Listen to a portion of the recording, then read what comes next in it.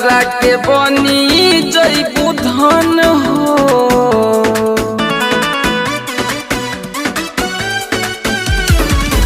दूसरा के बनी जइबू धन हो। ये जन्म मिया सजा के दूसरा के बनी जइबू धन हो। ये जन से नूरा सजा के काहे खाती जाता रूरवा के दूसरा हम के रोवा के। ये जन पियावा के पाके दूसरा के बनी जइबू धन हो। ये जन मिया सजा के दूसरा के बनी जइबू धन हो। ये जन से नूरा सजा के।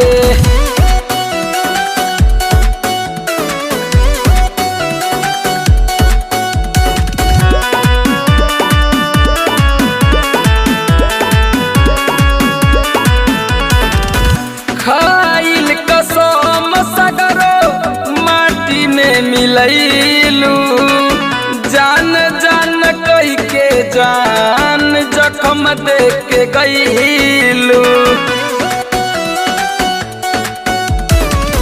खाइल कसम सगरो माटी में मिलैलू। जान जान कही के गोरी जियते मुइलू। रखी दिहलू पगला बना के रखी दिहलू पगला बना के।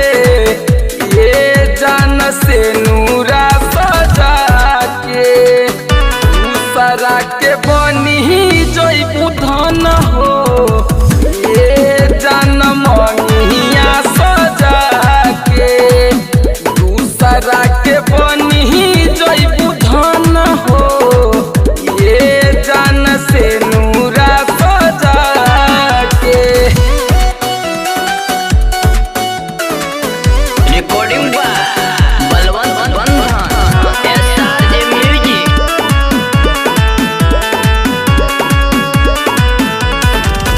जातरू तकूस रहा कहीं भगवान से।